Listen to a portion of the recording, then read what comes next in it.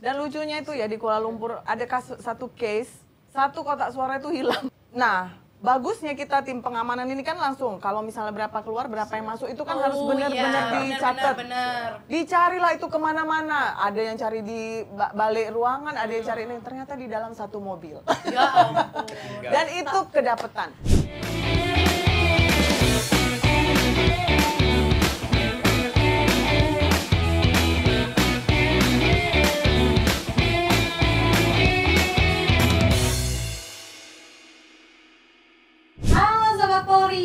Jumpa lagi di SSDM Podcast dengan saya AKP Novia Mesayul Aliza. Baik Sobat Polri, di kesempatan kali ini kan sekarang masih vibe-nya masih vibes elections ya. Dimana alhamdulillah nih pemilunya ini udah berjalan dengan aman, baik dan lancar. Baik di dalam negeri maupun di luar negeri. Nah kan kalau berita mengenai pemilu di dalam negeri udah banyak nih ya pembahasannya. Kebetulan nih di sesi kali ini Novi kedatangan 3 narasumber. Langsung aja kita sapa AKBP Rina, Ibtu Bintang dan juga Bribtu Pipit ya, Pipit panggilannya, Pipit. Jadi Sobat Polri, teman-teman ini pernah penugasan menjadi petugas pemilu ya di luar negeri, PAM TPSLN. Beda-beda negaranya. Nah, untuk Karina sendiri di mana, Kak? Saya di Kuala Lumpur, Malaysia. Kuala Lumpur, Malaysia.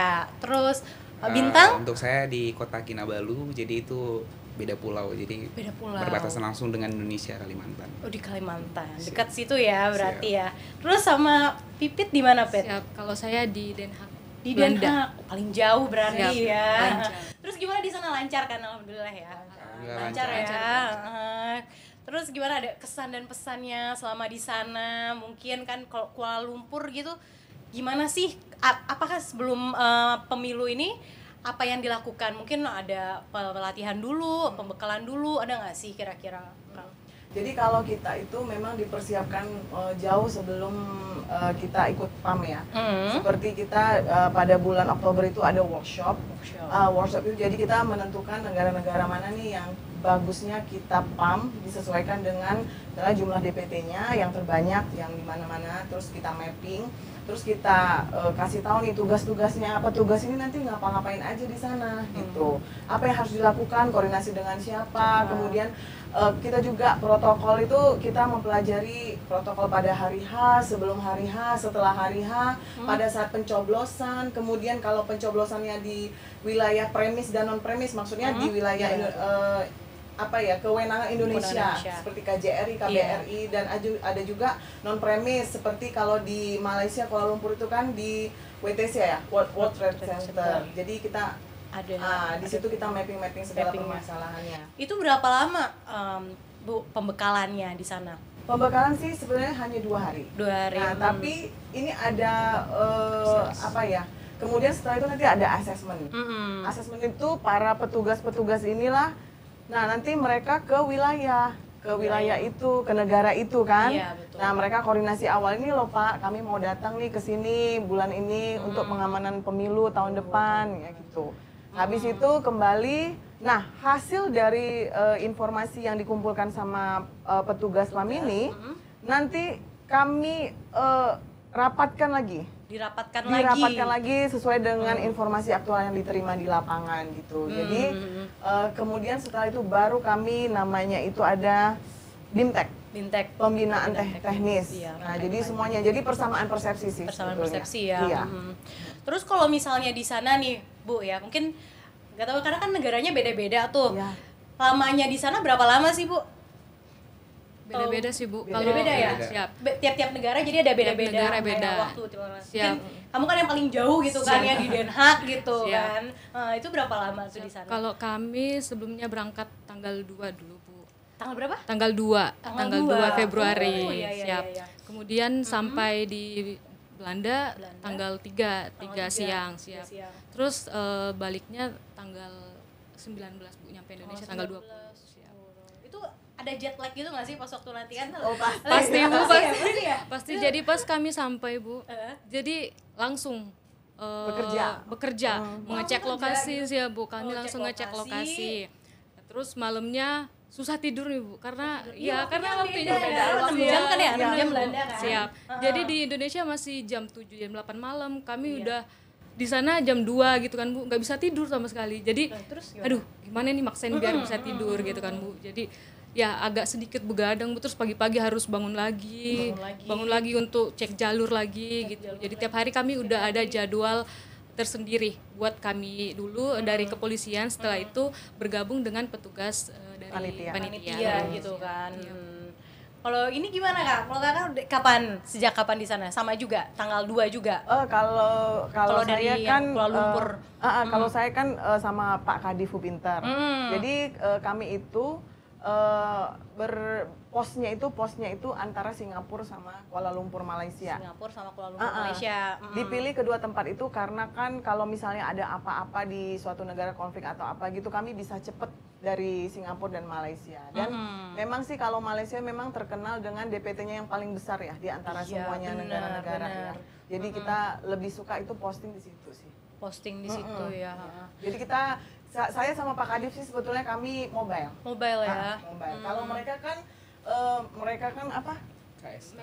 Memang di situ tempatnya. Iya, di situ. Mungkin bagi Sobat Polri yang belum tahu kan, kalau misalnya di Polri ini ada juga divisi yang namanya hubungan internasional ya. Jadi emang untuk urusan yang luar negeri berhubungannya sama divisi hubungan internasional Polri gitu. Salah satunya adalah ini ya, terkait dengan pemilu yang ada di luar negeri itu sendiri.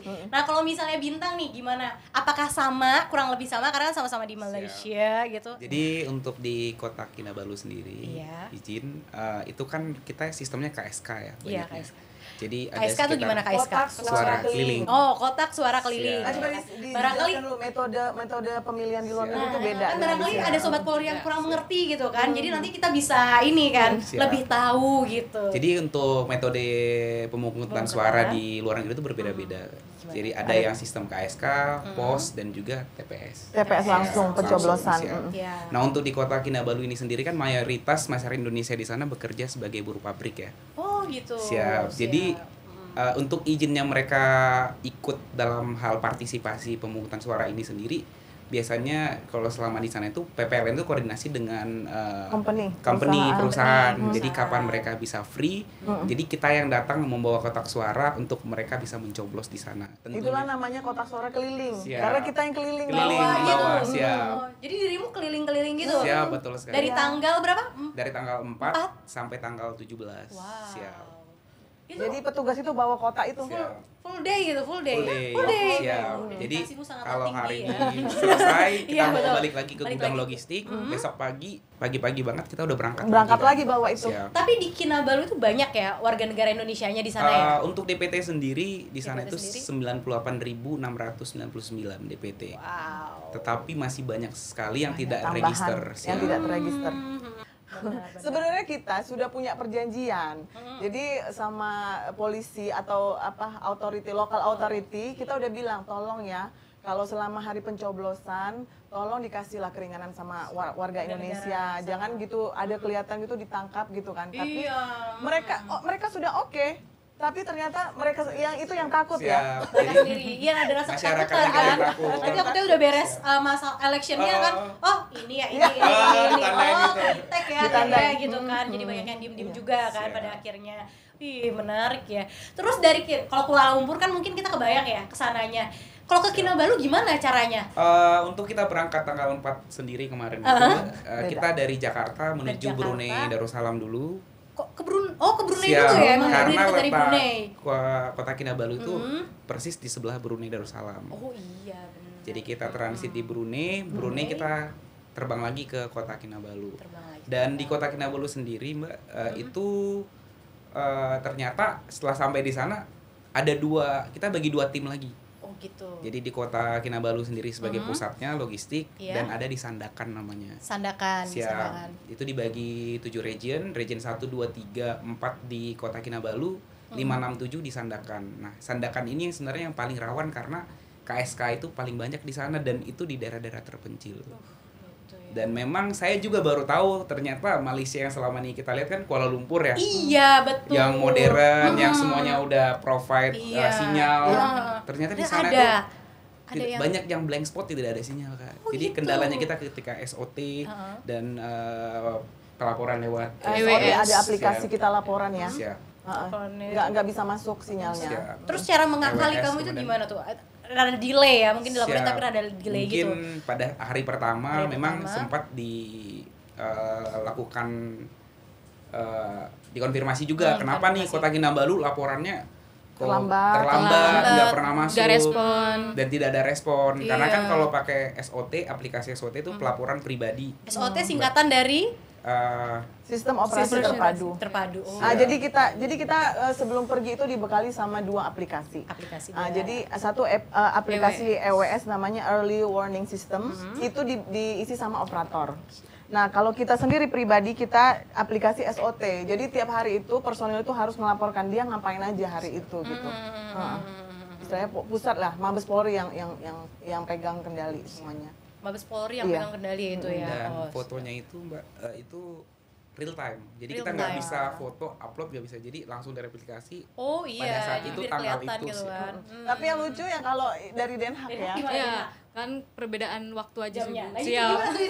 Jadi mungkin lagi pada tidur di Indonesia gitu kan, sedangkan kalian baru bangun. Siap, benar Bu. Terus gimana tuh? Siap. Jadi kan perbedaan waktu 6 jam kami, Bu. Iya, dari Indonesia ke Belanda. 6 jam masih oke lah ya sebenarnya. Tapi realitanya siap, realitanya sangat berbanding terbalik, Bu.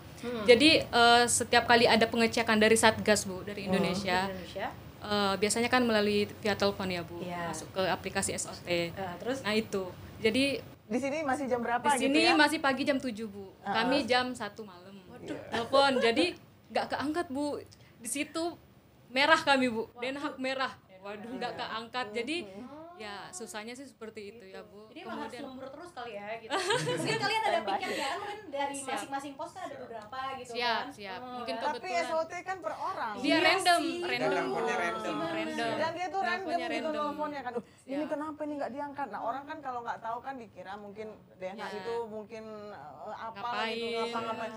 Tapi ternyata karena perbedaan. Ya dia masih tidur udah ditelepon. Saya untungnya HP saya dering, Bu. Jadi pas bunyi langsung kebangun, langsung pakai jilbab Oh itu langsung kayak video call. Saya kira telepon. Kalau enggak kita bisa sambil ngantuk-ngantuk kayak assalamualaikum. Real langsung segar lagi. Oh itu. Siap, Bu. Jadi siap, muka masih sembab banget, Bu. Langsung ambil jilbab, langsung siap pagi komandan gitu ya, Bu. Tapi nggak harus pakai seragam kan? Sama karya kan? Bayang kalau pakai seragam ya kayak di PLB aja langsung gitu kan ya. Saya telepon langsung berubah gitu. Dalam penugasan juga kami tidak memakai seragam, karena kebijakan, Bu. Kebijakan ya di sana ya. Siap, kami pakai baju pembagian identitasnya DHI lah. Siap, yang ada Indonesia, tulisan TPSLN. Rompi. Kemudian kan kami di tempat dingin, Bu. Jadi kita juga siap. Berapa derajat di sana?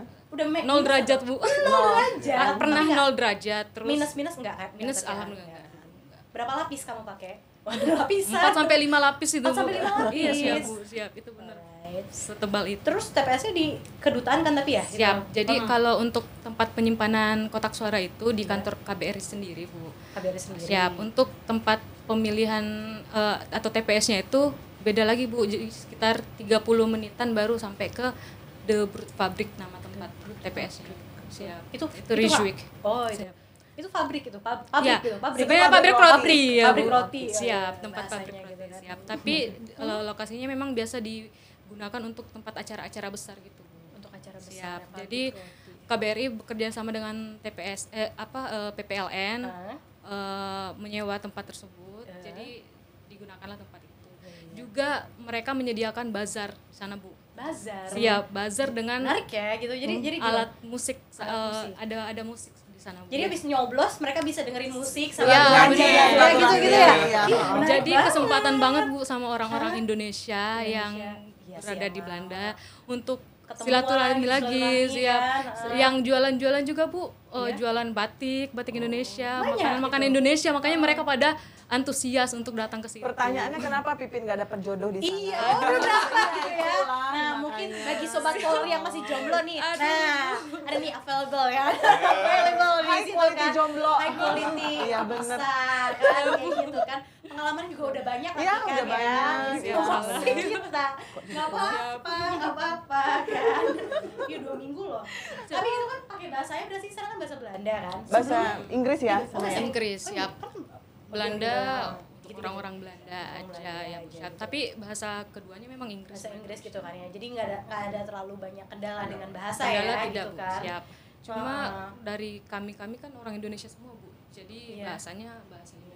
Barangkali kan ada yang lahir di sana dari Ya, kecil di situ banyak, kan. Bu, Terus banyak. mau ngomong kan mau nyoblos pakai bahasa Belanda kayak gitu, dia nggak ngerti bahasa. Tapi orang itu KBRI gitu kan. Ada yang sama asistensi tapi ya. sama PPLN udah bisa bahasa Belanda, Bu. Wih, oh iya salah satu ini Iyalah. ya bener sih. Mereka Ya. udah fasih. Jadi Iya. koordinasi sama pihak gedung segala macam mereka lancar. Iya, pakai bahasa. kan. Iya terkait sama bahasa. Kalau Malaysia kan mungkin juga kan kita mikirnya ya kadang-kadang kan ya, oh Malaysia hampir mirip nih bahasanya sama kita. Iya. Tapi kalau saya sendiri ya, mungkin ya personally ya, kalau datang ke Malaysia meskipun mirip-mirip, suka kadang bingung gitu Kak. Pengalaman tuh pernah sampai ke sana kan saya tuh ya Kak, Malaysia gitu. Ngelihat, wih gila ya, Malaysia keren banget ya. Bener-bener care masalah mental health. Iya. Jadi saya ngelihat satu pintu gitu di situ, tulisannya pintu kecemasan. Pintu kecemasan. Wih, Iya, gila pintu ya, kecemasan. dan in every corner gitu. Jadi di setiap gedung-gedung tuh ada pintu kecemasan Itu kan. bukan, itu sebagai exit. Nah, saya juga gitu. Begitu saya kan takjub kan. Gila ya, kita baru memikirkan itu ya di sana tuh udah mikirin itu sampai ada gitu Iya, kan. Kalau pintu kita kecemasan. anxious atau kayak gimana tinggal masuk ke situ kan. Iya, Ternyata emergency. Waduh, kan langsung kan. Ya Allah. Itu mungkin bisa jadi kendala ya di Iya, sana ya heeh. gitu kan. Tapi Mungkin, lucu sih, lucu-lucu. Pernah kejadian lucu gitu nggak kalau dari pengalaman Bu Rina di sana gitu? Kalau di Kendala sana kan bahasa. itu kan mereka itu orang Indonesia, jadi mereka orang Indonesia tapi logatnya itu memang pakai logatnya misalnya Melayu, Jawa, iya, Jawa. Oh. Madura gitu kan. Tapi bahasa itu udah bahasa kayak Melayu gitu. Jadi Contohnya. contohnya misalnya kan, tak nak saya mau diatur-atur. Us. Nah, ya kan? Ada Jawanya juga. Gitu. Nah, Itu tak Medan nak kan, itu Medan. Madura. Oh, Madura. Misalnya saya bilang, Pak, maju ya Pak ya. Maju ya. Terus abis itu dia nggak mau. Nah, dia nggak mau, dia maunya nerobos aja kan. Pak, tolong Pak ikutin peraturan. Tak nak lah, saya mau diatur-atur. Coba gimana coba? Sakit hati itu rasanya. Iya. Itu gimana tuh? Kok Bapak nggak susah banget diatur? Biarin lah. Langsung udah gitu dia pergi. Ya udah saya oke lah Oke gitu. lah gitu kan. Tapi nih Kak, aku tuh ngelihat ya di sosial media Kakak kan ada satu video yang Ya, menceritakan TikTok ya, Iya, TikTok. menceritakan mengenai pengalaman di sana gitu. Dan menurutku itu menarik banget ya. Mungkin sobat Polri biar bisa kerasa ya. Rasanya tuh gimana sih pemilu di luar negeri kayak gitu kan. Mungkin bisa ya operator coba membantu tampilkan. Karena ini menarik banget sih. Nah, ini di Kuala Lumpur kan ini ya Kak ya? Ya di Kuala Lumpur. Nah ini Lari-larian. 5 menit sebelum jam 6 karena kan jam 6 itu kan harus selesai pencoblosan suara. Ya. Tiap aturannya. harinya ya? Enggak, ini pas ini hari H. pas hari H-nya. Pas hari H-nya. Nah, jadi ini mereka pada dateng gitu kan yang terlambat. Wah, udah pada disorak-sorakin. Ayo cepet gitu. Nah. Ini mungkin karena pakai bahasa Medan itu ya, jadi lebih Orang-orang dia Lebih sigap gitu. Ayo, gimana? Mungkin peragakan lagi dong. Ilustrasi Cepat ulang. lah, cepat lah. cepat Gitu. sikit itu kan. sikit. Cepat sikit, ada bungkus. Satu bungkus, kasih ampun, habis. Oke. Terima kasih buat semua. Wih, mantap ya. Sama ada satu lagi tuh, nah video ya di sini tuh nyeritain nanti mungkin bisa di ini ya, dipercepat di bagian yang ini. Ya. Nah, Wah, ini banyak banget emang ini- Kuala ini Lumpur gila, ya. banyak Crowded banget ya di Wah, situ ya. very very crowded. Udah gitu berdesak-desakan, dorong-dorongan gitu kan. Nah, dan ini memang satu pemilih waktu itu saya tanya berapa. Mereka hanya dari awal registrasi sampai nanti ke pencoblosan 4 jam satu orang.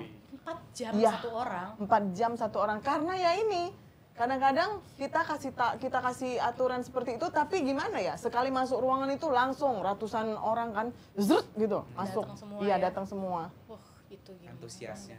Nah, tapi kan kalau yang saya tahu nih emang pemilu di sana kan dimulai lebih awal dulu ya gitu Iya, kan ya. mm-mm. Itu di masing-masing negara beda-beda Beda, atau beda. sama? Beda. Beda ya, Beda. range waktunya gitu kan. Mm. Kayak misal kan pasti dilihat ya dari jumlah populasinya yang Indonesia, warga negara Iya, Indonesia di iya. sana berapa gitu. Ha-ha. Kalau dari Kuala Lumpur sendiri tuh start kapan ya? Kuala Lumpur Kita mungkin sama. sama Malaysia Siap. mirip ya gitu. ya? Sama-sama, pokoknya semua. Malaysia itu semua sama tanggal Semua. 11. Tanggal 11 Iya. sudah mulai start. Udah mulai, udah mulai hari Hari pencoblosan suara. suaranya di situ. Iya, tanggal 11. Kalau yang muter-muter itu 11 juga atau berapa Mulai tadi? dari tanggal 4. Oh iya tadi Siap. dulu ya. KSK, yang iya. KSK-nya ya. Kemudian Oh, kalau 11. di ini Kalau Den Haag ya, tanggal 10, Bu. Tanggal Mulai 10. Tanggal pemungutan 10 suara. ya. mm-mm. Wow. Tapi tanggal 14 itu baru penghitungan suara. Jadi suara-suara yang sudah ada dikumpulin dulu, digembok, kemudian di masing-masing panitia megang satu gembok. Nah, habis itu baru tanggal 14 itu dihitung sama-sama. Oh gitu. Jadi di sini pencoblosan suara, kalau di sana sudah penghitungan suara. Penghitungan suara ya. Oh, memang lebih cepat di sana ya, di luar negeri ya. Nah, terus menarik juga nih karena kan emang warga negara Indonesia tuh udah macam-macam ya di berbagai negara ya. Tapi kalau misalnya anggota Polri sendiri yang ditempatkan di TPS LN itu ada berapa negara ya, Bu? Sama ada berapa anggota ya kira-kira yang di sana tuh? Kalau Kalau kita boleh tahu namanya gitu kan. wilayah pengamanan itu hanya 12 ya. Hanya 12 Hanya aja 12. Kemudian yang untuk personil-personil itu ada yang 6, ada yang 7 disesuaikan dengan beban yang ada di wilayah di sana negara ya, itu masing-masing. Iya. masing-masing kayak gimana? Kalau Kuala Lumpur itu memang kita banyakin ya, Ya. karena di situ kan warga negara Indonesia paling banyak, DPT-nya Berapa paling titik banyak. di situ TPS LN-nya? Kalau Kuala Lumpur ada berapa? Kuala- Malaysia, Malaysia itu ada di Penang, di Pinang, Kuala Lumpur, Johor, Kuching, Kota Kinabalu, dan Tawau. Tawau, 6. Wow, gitu. Dan kotanya langsung kota Siap. Kuala Lumpurnya. Terus pengalaman menarik di sana apa tuh? Ini paling ketemu sama itu Siap. ya. Jadi kalau di sana itu karena wilayah apalagi Sandakan region 567 ya. Kita kan KSK, jadi melekat dengan Kota. PPLN, Panwaslu dan juga PPS yang mengawal Kotak suara. kotak suara Suara di keliling. sana. Jadi dari tempat gudang logistik di sana itu ke contohnya Kinabatangan nih, itu sekitar 5 sampai 6 jam. Menggunakan Kendaraan darat dulu, habis itu lanjut dengan kita pakai speed lewatin sungai. Dan di sana itu siap. Oh my god, pakai speed jadi Siap. tapi masih untung ya pakai speed daripada kapal cat. Ya, ya, kan. Tapi kapal yang speed yang bukan yang bagus juga gitu, Pak. Oh, Jadi gitu. speed yang Yang apa kayu. adanya. Siap. Yang pakai mesin tunggal gitu. Ternyata di dalam sungai itu banyak buayanya. Astagfirullahalazim. Terus itu gimana tuh? Karena itu kan perbatasan langsung dengan Kalimantan ya. Ya Allah. Cuman kita coba ditenangin sih sama apa jangan PPLN dikasih ya. tahu duluan gitu kan? Iya, mungkin kita nggak dikasih tahu akhirnya setiap speed lewat tuh buaya lari gitu. Jadi kalau seandainya kita nyemplung ini udahlah. Udah jadi itu ya. Biar jadi tape mungkin jadi. Apa dong? Tape ya. Pengalaman Tapi kan. itu jadi cerita sih. Ya. Iya, Cerita jadi yang cerita. mungkin momen-momen yang nggak terlupakan lah ke depannya. Iya sih. Siap. Dan saya yakin sih orang-orang yang dipilih di negara-negara itu atau di wilayah-wilayah itu tergantung dari personalitinya gitu kan. Mungkin dilihat bintang ini tuh tahan banting Iya, tahan kali ya banting, gitu kan. iya kan. Buaya-buaya pun Buaya. takut gitu kan. Jangan sampai pipit yang disuruh itu mungkin Iya, udah layu dia kan. sebelum berkembang. Kalau Iya. Mbak Pipit di sana Kak, mungkin buayanya datang semua kan. Buaya darat maksudnya. Buaya darat. Tinggal milih kan. Iya kan. Bisa aja udah. Iya itu gimana tuh.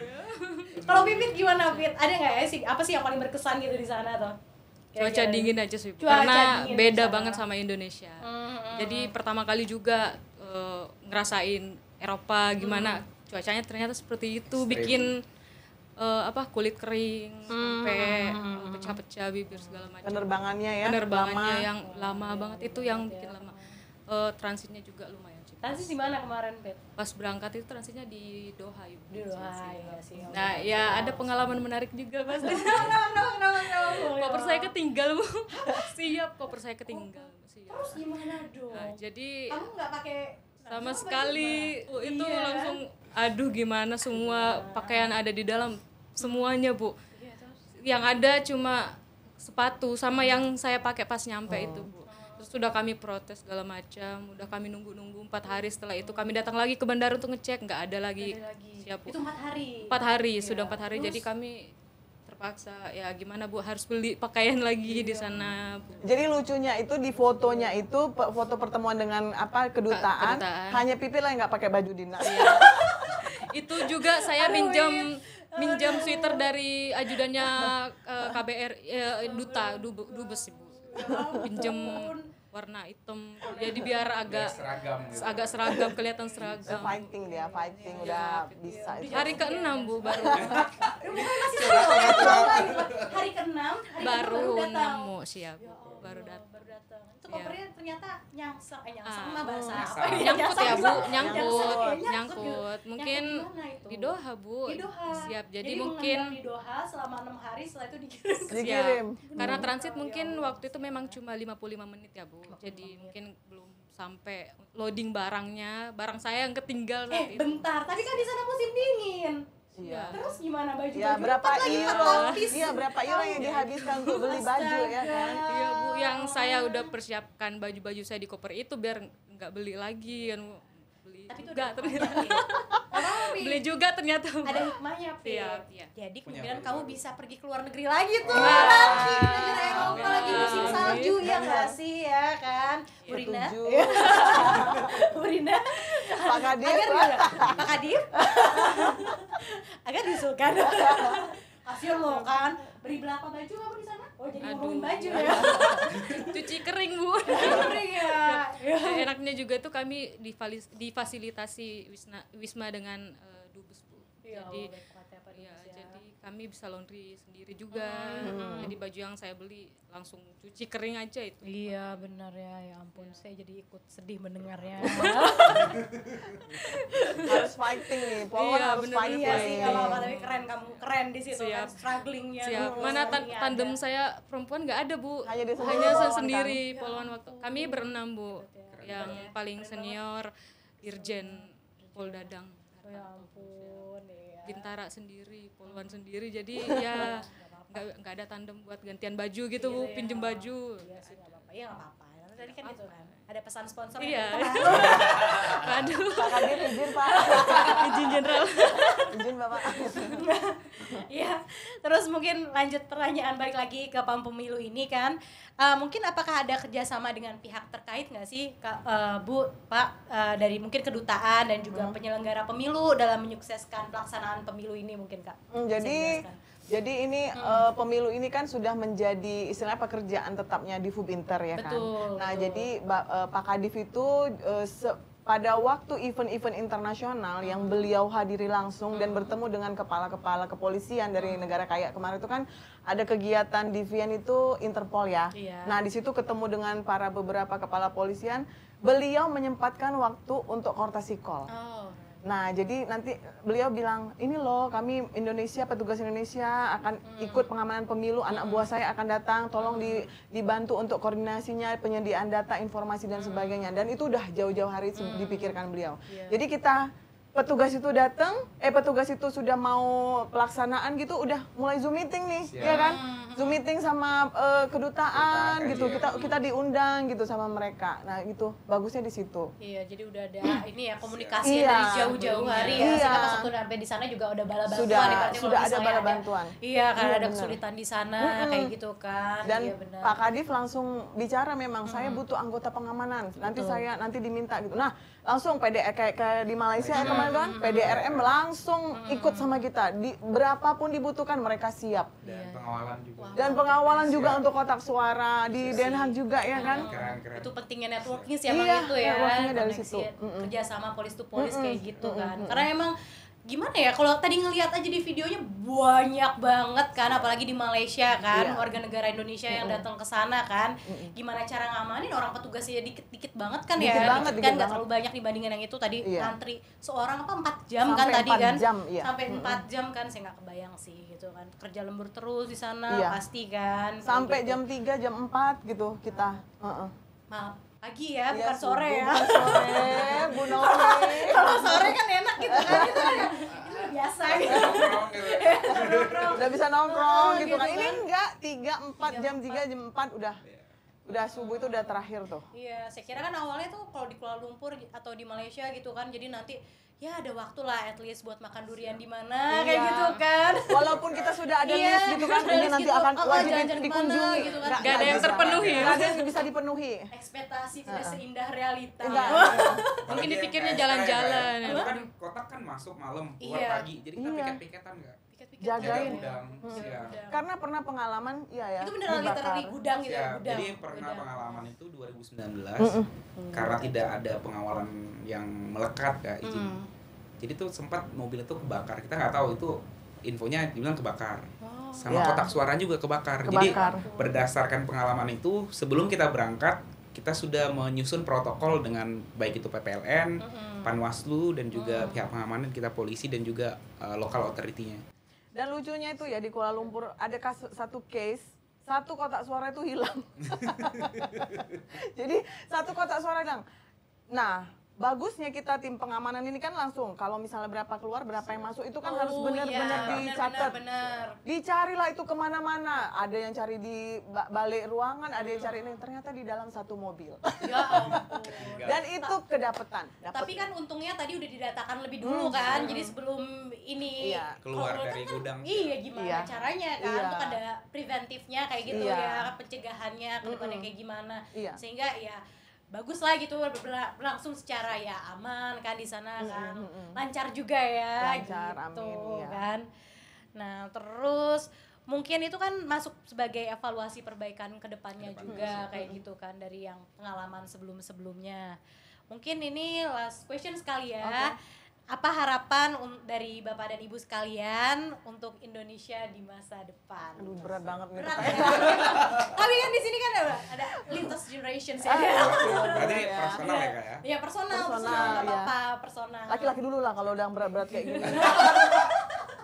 Ya harapan kita siapapun nanti pemimpin negara yang terpilih mudah-mudahan amanah dan bisa membawa Indonesia di kancah internasional tentunya. Supaya kita lebih dihargai dan juga eksis lah di internasional. Terutama kemarin saya berharap sih Kak izin kemarin kan pada saat pemilihan di TPS tanggal 11 kebetulan kami dapatnya di Sekolah Indonesia Kota Kinabalu.